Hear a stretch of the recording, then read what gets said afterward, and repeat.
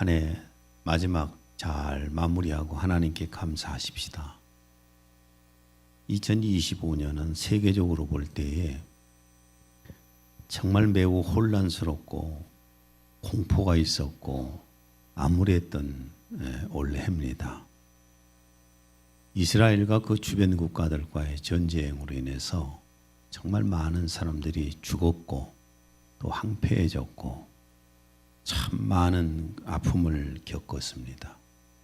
또 러시아와 우크라이나 전쟁으로 인해서 4년 정도 되니까 또 얼마나 많은 사람이 죽었습니까?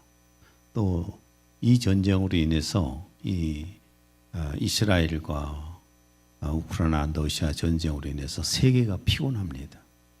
엄청나게 힘들고 또 캄보디아의 범죄 조직단 문제로 인해서 정말 많은 상처를 입었고 또한 그 태국과 캄보디아의 전쟁 서로 무기가 막 발사되고 이렇게 했다가 그래도 오늘 아침에 보니까 뉴스 보니까 협정이 이루어져서 휴전이 이루어져서 다행이다 싶기도 합니다. 또 경제적으로도 굉장히 어려워집니다.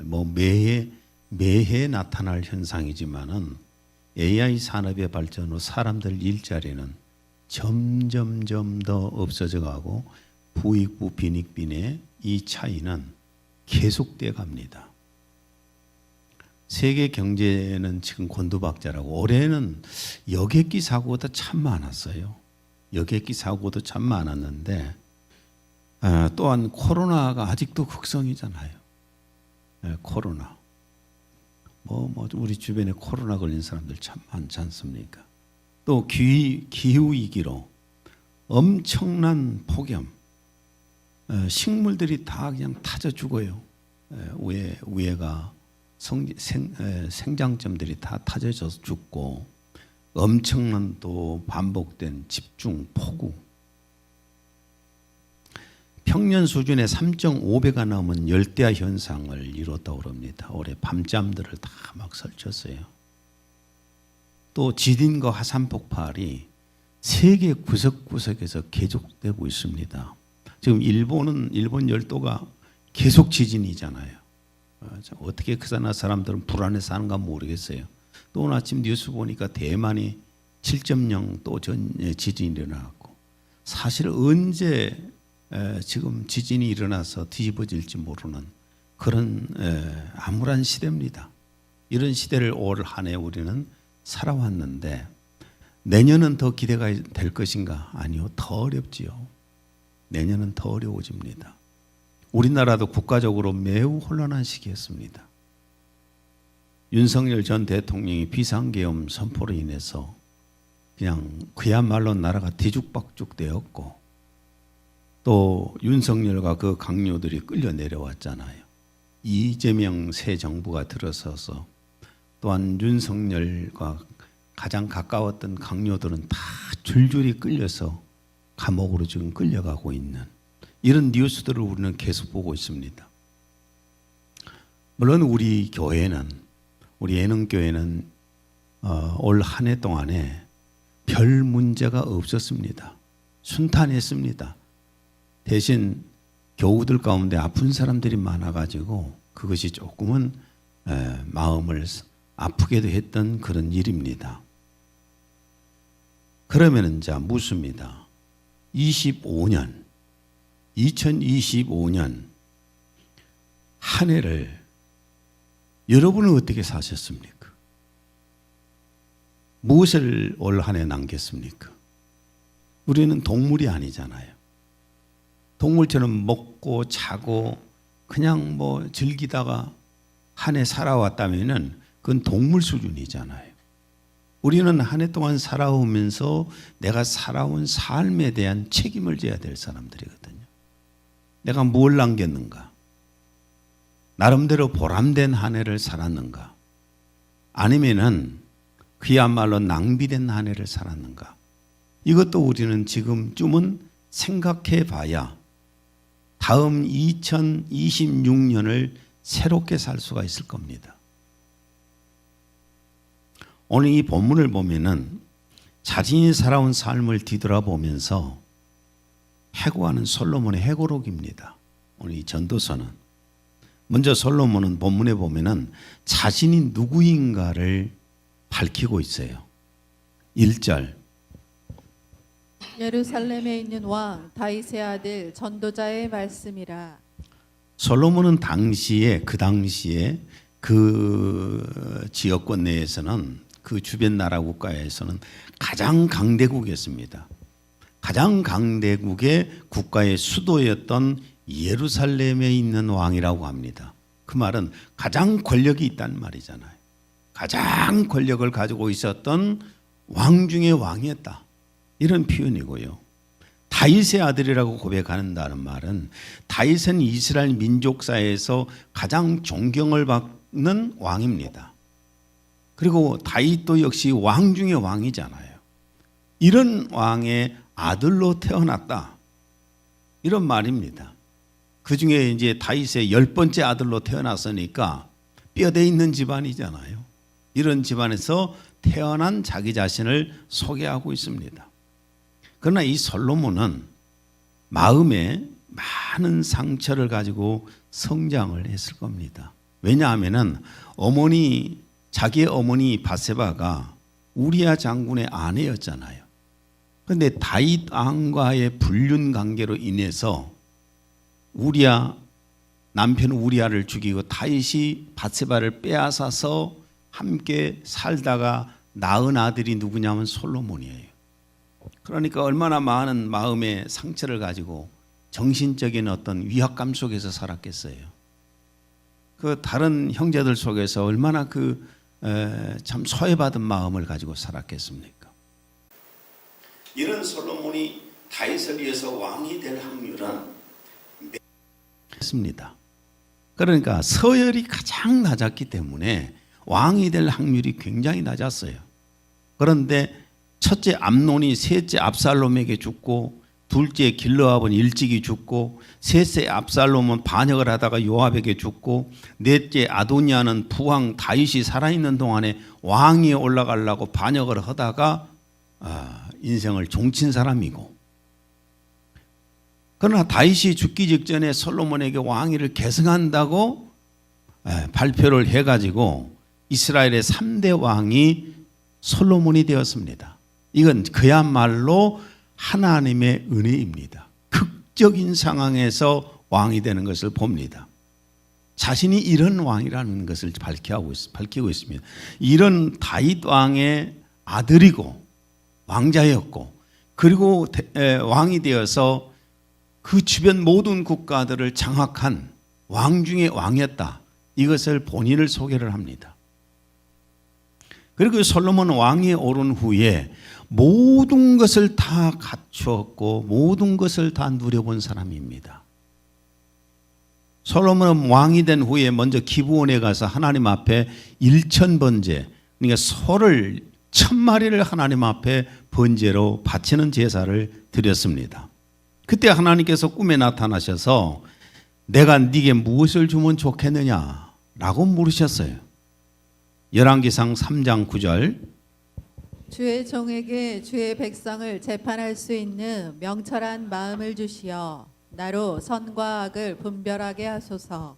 지혜와 총명을 주셔서 하나님이 맡겨주신 백성들을 잘 다스릴 수 있도록 도와주십시오.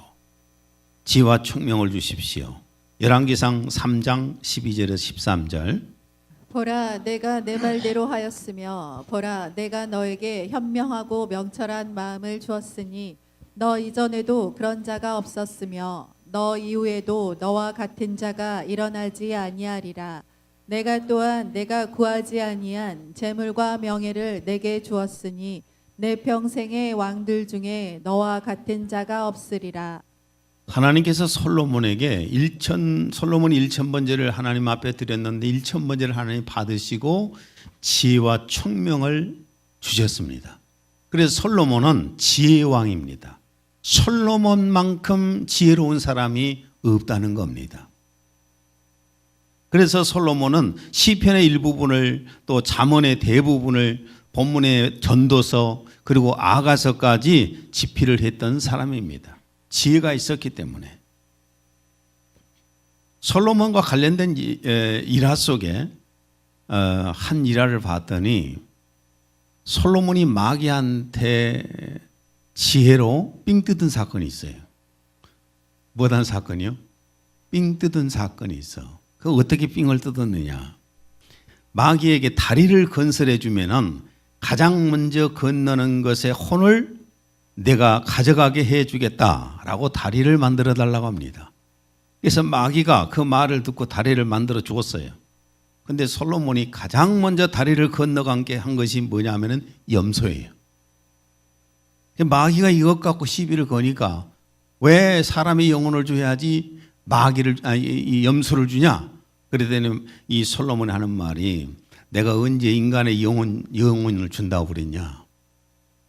난 그런 말 한 적이 없다. 발뺌을 하면서 이게 마귀한테 삥 뜯은 거예요. 다리 놓게 만든 거예요. 뭐 일하지요? 하나 일하는데 이만큼 하나님께서 지혜를 주셔서 이 지혜를 가지고 살았다는 겁니다. 그리고 하나님께서 주신 이 지혜와 복으로 엄청난 복을 누렸습니다. 열왕기상 10장 14절에 15절. 솔로몬 왕에게 해마다 들어오는 금은 666달란트 정도였다. 그 밖에도 상인과 무역상들에게서 세금으로 금이 들어오고 솔로몬 왕국의 지방 장관과 아라비아의 왕들에게서도 조공으로 금이 들어왔다. 주변에 지배하는 국가들이 보내온 조공이 어느 정도 되었냐 하면은 금이 660달란트 정도였고 그 밖에도 엄청나게 들어왔는데 660달란트다 하면 어느 정도인지 감이 잘 안 오잖아요. 금 좋아하시죠? 네, 금 좋아하시죠? 금 한 돈이 얼마시지? 금 한 돈 얼마예요? 70만 원이요? 네? 90만 원이요? 내가 5만 원대 기억을 하는데.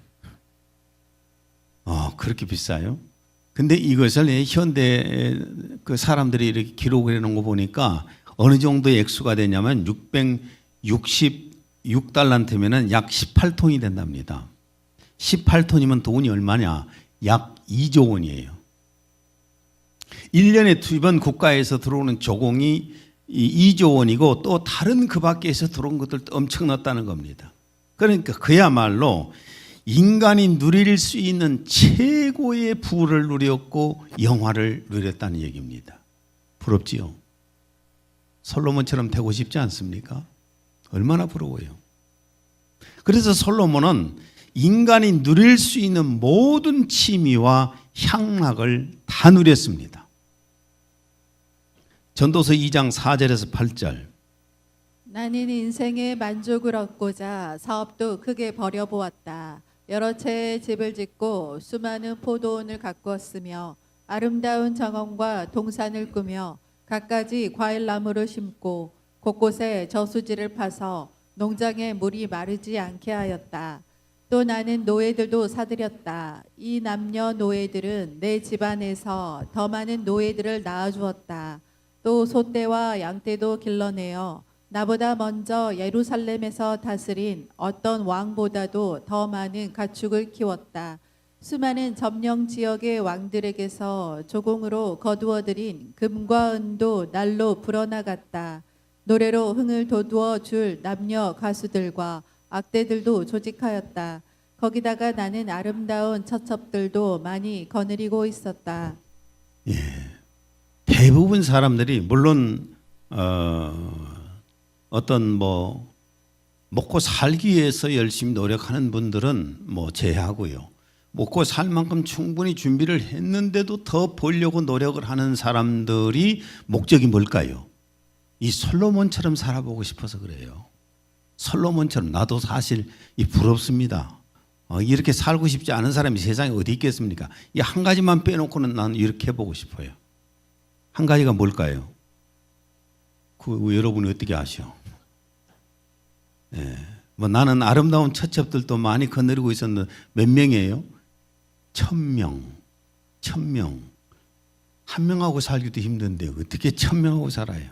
이것만 빼놓고는 나도 한번 이렇게 살아봤으면 하는 마음은 있습니다. 그런데 그 다음 솔로몬의 말을 들어보니까 안 살고 싶어요. 이렇게 부럽지가 않아요. 마지막으로 솔로몬은 자신을 전도자라고 소개합니다. 1장 2절, 1절 2절. 예루살렘에 있는 왕 다윗의 아들 전도자의 말씀이라. 전도자가 말하노라. 솔로몬이 전도자로서 전하고 싶어 했던 내용이 뭘까? 솔로몬이 우리에게 전해주고 싶은 내용이 뭘까? 첫째는 자신의 실패한 인생이에요. 이렇게 많은 걸 누리고 살았는데, 부귀영화를 누리고 권력을 가지고 살았는데, 그 1000명의 여자들을 데리고 살았는데 자신의 인생을 실패했다고 합니다. 왜 실패했을까요? 세상 사람이 보는 기준에 실패한 것이 아니라 하나님 안에서, 하나님 밖에서 실패한 인생을 말합니다. 하나님 없이 살아왔던 그 삶이 실패했었다. 이걸 지금 얘기하고 있습니다. 솔로몬은 모든 것을 다 살아본 늙음하게 인생 석양을 바라보고 있는 이런 상황 속에서 그가 하는 고백입니다. 2절에서 3절. 전도자가 말하노라. 헛되고 헛되며 헛되고 헛되니 모든 것이 헛되도다. 사람이 해 아래서 하는 모든 수고에서 무슨 유익을 갖겠는가? 뭐 하더라고요? 다 헛되더라. 다 헛되더라. 2장 11절. 그러나 뒤돌아보니 내가 애써 구하였던 그 모든 것은 바람을 잡는 것처럼 헛된 일이었다. 내가 애써 구하였던 그 모든 것은 바람을 잡는 것처럼 헛된 일이었다. 다 누릴 것 다 누려보고, 다 권세를 누려보고, 향락도 누려보고, 부도 누려보고, 다 누려본 다음에 그가 하는 말이 헛되고 헛되더라. 바람을 잡는 것 같더라. 아무리 잘해도 안 잡혀지더라.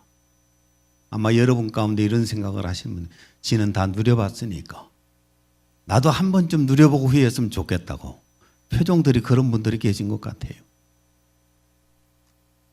누가복음 16장에 보면은 정말 어리석은 한 부자가 얘기가 나옵니다. 누가복음 16장 19절에 24절. 어떤 부자가 있었는데 그는 자색 옷과 고운 베옷을 입고 매일 호화로운 생활을 하고 있더라. 그러다가 그 부자도 죽어서 장사되었더라. 부자가 지옥에서 고통받는 중에 눈을 들어 저 멀리 아브라함을 보았더니 나사로가 그의 품에 있는지라. 그가 소리질러 말하기를 아버지 아브라함이여 저를 불쌍히 여기셔서 나사로를 보내시어 그가 자기 손가락 끝에 물을 적시어 내 혀를 식히게 하소서. 내가 이 불꽃 가운데서 고통을 받고 있나이다. 이 부자는 그야말로 명품 옷을 때깔나게 잘 입고 다녔던 사람. 아마도 지금으로 말하면 한 100벌 이상 명품이 있었던 것 같아요. 영가방을 들고 다이아몬드 반지를 끼고 롤렉스 시계를 차고 아주 이렇게 누리면서 최고급 10억짜리가 넘는 자가용을 타고 이렇게 살았지 않겠어요? 이렇게 살았는데 그도 역시 죽었습니다. 이게 공평해요. 죽음은 너무나 공평하잖아요. 모두에게 찾아오니까. 죽은 다음에 보니까 자기가 어디 있었어요? 고통받는 장소에 지옥가에 있었습니다. 지옥에 있으면서 내가 이 불꽃 가운데서 고통을 받고 있습니다. 참 비참한 모습이잖아요. 이 사람은 눈에 보이는 것밖에 안 보거든요. 눈에 보이지 않는 것에 대해서는 아무리 이 얘기를 해줘도 믿으려고 안 합니다. 그렇죠? 눈에 자기 눈으로 안 본 것은 안 믿으려고 해요. 그래서 인간을 한 치 앞도 못 보는 어리석은 사람이라고 하는 겁니다. 그런데도 본인이 똑똑하대. 그래도 본인이 똑똑하고 지혜롭대. 이 부자는 모든 부와 권력을 다 누렸지만은 죽은 후에 무슨 소용이 있습니까? 그리고 그것을 얼마나 깊이 오랫동안 누릴 수 있다는 보장이 있겠습니까? 보장을 누릴 수가 없잖아요. 하루 누리다 죽을 수도 있는 것이고 1년 누리다 죽을 수도 있는 것이고 죽음이라는 것이 예고하고 옵니까? 아무 때나 찾아오는데 미국의 대부호로 엄청난 부자로 알려진 하워드 휴즈라는 사람이 있습니다. 휴즈는 영화사를 운영하고 방송국을 운영하고 비행기 회사를 운영하고 호텔을 운영하고 도박장을 운영하고 한 50개의 업체를 가진 정말 경제적인 실력자입니다. 돈이 많으니까 헐리우드 여배우들과 연문을 뿌리면서 살았던 사람입니다. 그런데 휴즈가 죽기 10수년 전부터 결백증을 앓고 있었어요. 결백증을 앓고 있었는데 이 심한 결백증 때문에 사람들을 가까이 하지 않았다고 그럽니다. 사람을 가까이 하질 않아요. 왜냐하면 가까이 하면 뭔가 묻을 것 같으니까. 병균도 묻을 것 같고. 그는 10수년 동안 이 무균 상태의 유리관을 만들어 놓고 유리관을 만들어 놓고 외부 사람들과 차단하고 살았습니다. 돈이 있으면 뭐 합니까? 돈 있으면 뭐예요? 유리관 속에 갇혀서 혼자 움츠리고 돈 가지고 있으면 뭐 할 거예요? 결국 그 증세가 악화되어서 자가용 비행기로 병원으로 가다가 사망해 죽었습니다. 그가 사망하면서 남긴 유산은 천문학적인 금액을 남겼는데 자, 이건 누구 것이 됐을까요? 모르겠습니다. 누구 것이 됐는지. 다 찢어 나눠가졌겠지요. 근데 휴즈가 남긴 마지막 말 한마디는 너무나 유명합니다. Nothing, nothing, nothing. 아무것도 아니다. 아무것도 아니다. 내가 가져보니까 아무것도 아니더라. 그런 말을 남겨놓고 죽었습니다. 그 많은 부도 화려한 삶도 죽어가는 그에게는 아무것도 아니었던 겁니다. 세상에 부요한 것은 잠시 잠깐이고 안개 같은 것입니다. 베드로전서 1장 24절 모든 육체는 풀과 같고 그 모든 영광은 풀의 꽃과 같으니 풀은 마르고 꽃은 떨어지되 모든 육체는 풀과 같고 풀은 금방 마르잖아요. 그 모든 영광은 모든 이룬 것들은 풀의 꽃과 같으니 풀은 마르고 꽃은 떨어지되 모든 것을 누려봤던 이 솔로몬이 하는 이 고백을 받아들일 수 있는 사람이 인생의 지혜입니다. 솔로몬이 살아봤으니까 나도 좀 한번 살아봐야지가 아니라 저 사람이 살아보니까 또 수많은 사람들이 살고 나서 다 헛되다고 허무하다고 하구나. 아무것도 아니다. nothing, 아무것도 아니다.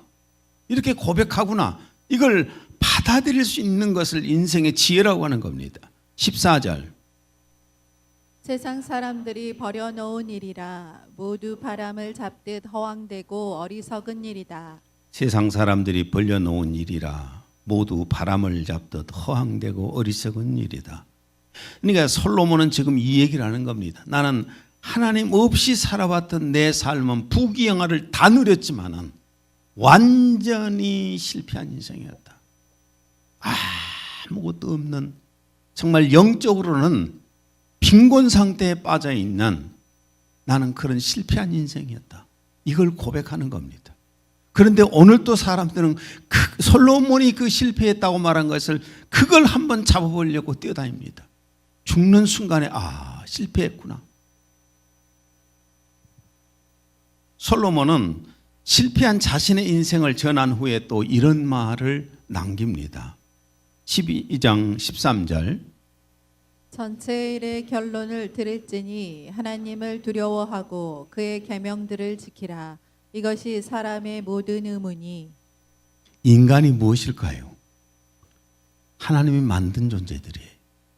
하나님이 왜 만드셨을까요? 하나님의 목적대로 쓰시려고 만드셨어요.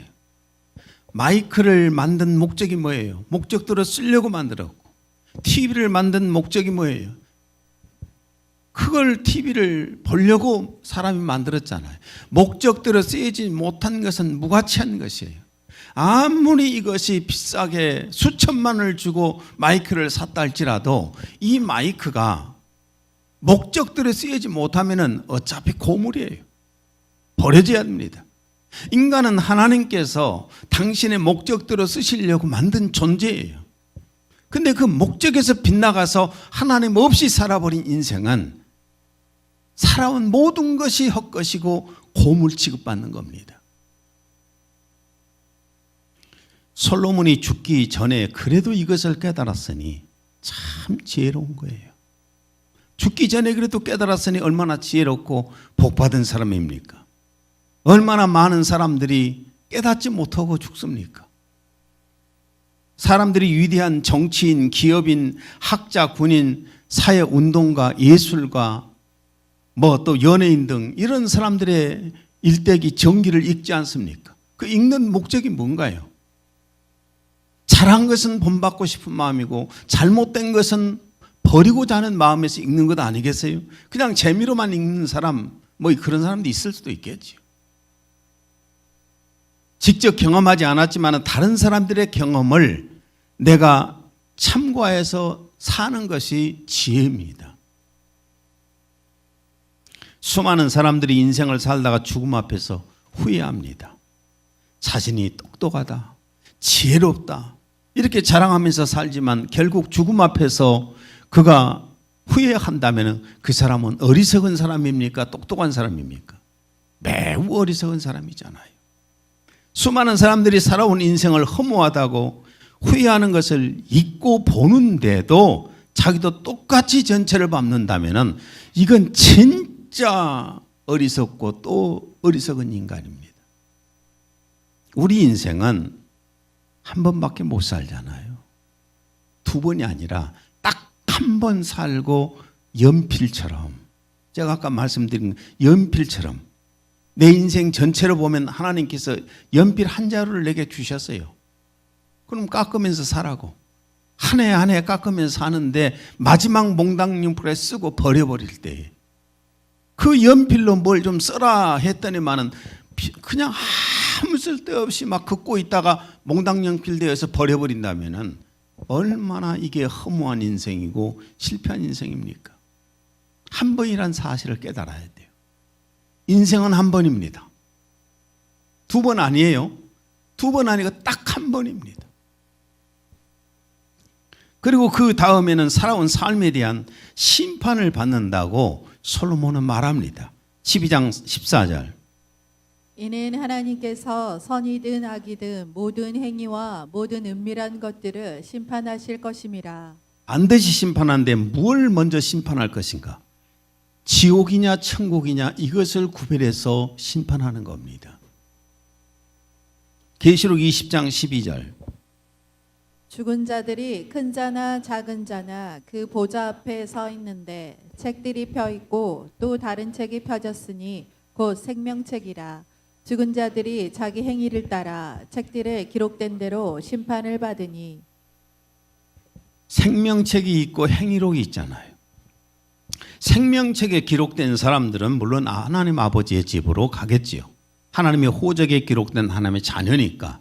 그런데 생명책에 기록되지 못한 자들은 그 모든 삶이 행위록에 기록될 것이고 그 행위록에 기록된 것들을 심판을 받는데 제 경중에 따라서 재판이 이루어지고 그 죄값에 따라서 지옥도 단계적으로 가지 않겠습니까?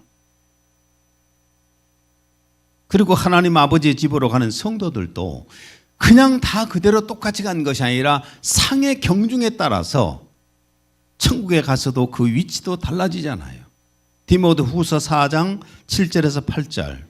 내가 선한 싸움을 싸우고 달려갈 길을 마치고 믿음을 지켰으니 이후로는 나를 위하여 의의 면류관이 마련되어 있어 의로운 재판관이신 주께서 그날에 그것을 내게 주실 것이며 또 나뿐만 아니라 그의 나타나심을 사모하는 모든 사람에게도 주실 것이라. 바울 사도는 죽음을 기다렸어요. 왜 죽음을 기다렸을까요? 하나님 아버지 집에 가면은 면류관이 기다리고 있잖아요.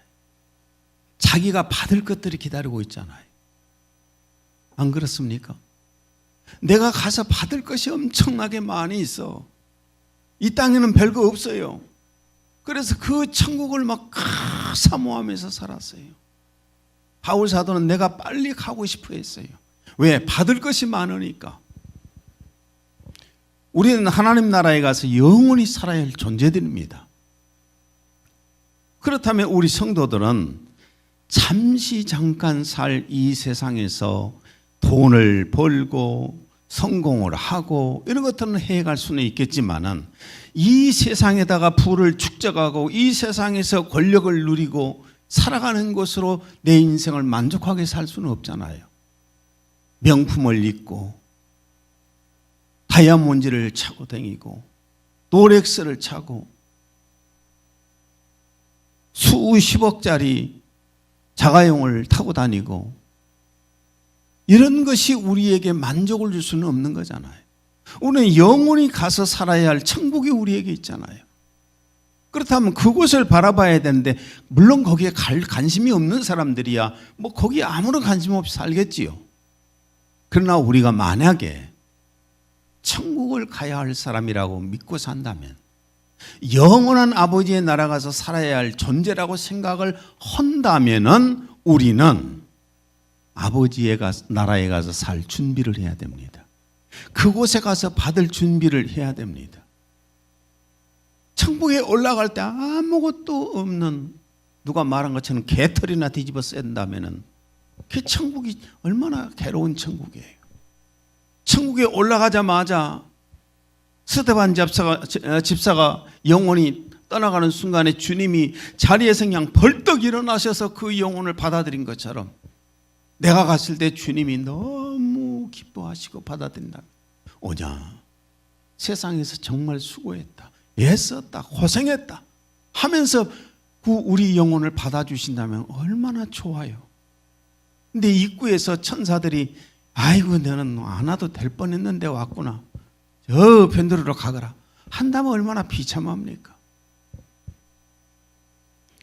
여러분은 어느 쪽에 더 무게를 두고 사십니까? 천국의 무게를 두고 사십니까? 이 세상살이를 무게를 두고 사십니까? 누가복음 12장에 보면 농사를 지어서 이 세상에서 열심히 돈을 벌어서 재산을 많이 모아둔 사람 얘기가 나옵니다. 누가복음 12장 19절에 21절. 나는 물건을 몇 해 동안 쓰고도 남을 만큼 쌓아두었다. 이제는 편안히 쉬면서 먹고 마시며 즐기자. 그러나 하나님께서 그에게 말씀하셨다. 어리석은 자야, 오늘 밤에 내가 내 영혼을 찾아가리라. 그러고 나면 내가 모은 재산이 다 누구의 차지가 되겠느냐. 그렇다 재물을 하늘에 쌓아두지 않고 땅에 쌓아두는 사람은 모두 이와 같이 어리석은 사람이다. 주님이 하신 말씀입니다. 재물을 하늘에 쌓아두지 않고 땅에 쌓아둔 사람은 어리석은 사람이다. 솔로몬처럼 어리석은 그런 사람 되지 마세요. 하나님도 모르고 살아왔던 부귀영화를 누리고 살았던 솔로몬처럼 어리석은 사람이 되지 말아야 돼요. 휴즈처럼 어리석은 사람이 되었고 마지막 인생을 끝내면서 나싱하고 떠나면 안 되잖아요. 오늘 말씀의 결론을 맺습니다. 오늘 우리는 그냥 한 해 그냥 또 우리에게 25년 밥 먹고 자고 열심히 즐겁게 놀다가 죽네 끝나네 하면서 한 해를 마무리를 짓는 것이 아니라 올 한 해를 한번 충분히 뒤돌아봐야 돼요. 내가 무엇을 위해 살았지? 내가 어떻게 살았지? 내 인생에서 나는 무엇을 남겼지? 한 번쯤은 뒤돌아봐야 되지 않겠습니까? 갈라디아서 6장 7절 8절. 스스로 속이지 말라. 하나님은 업신여김을 받지 아니하시나니 사람이 무엇으로 심든지 그대로 거두리라. 자기의 육체를 위하여 심는 자는 육체로부터 썩어질 것을 거두고 성령을 위하여 심는 자는 성령으로부터 영생을 거두리라. 올 한 해 마무리 지면서 돌이켜 보니까 나는 땅에다만 열심히 쏟아부었구나. 세상을 위해서만 살았구나. 어떻게 하면 돈을 더 벌까? 어떻게 하면 성공을 해볼까? 이것에만 몸부림치면서 한 해를 내가 살면서 여기다 다 써버렸구나.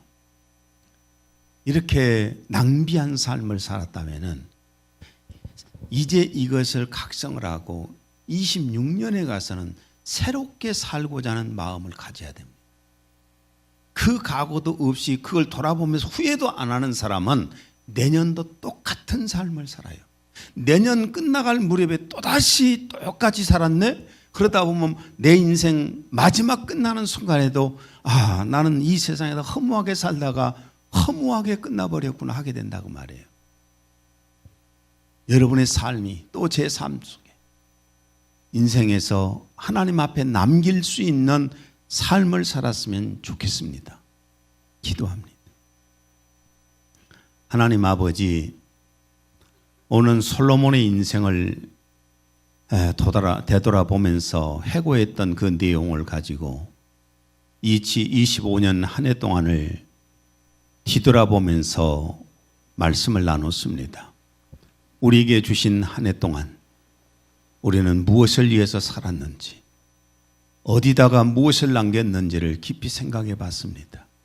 어떤 사람들은 세상에다 열심히 많은 것들을 쌓고 노력해서 모아놓고 살았을 것이고, 어떤 사람들은 저 하늘을 믿고 받을 상을 위해서 열심히 살아온 삶도 있을 것입니다.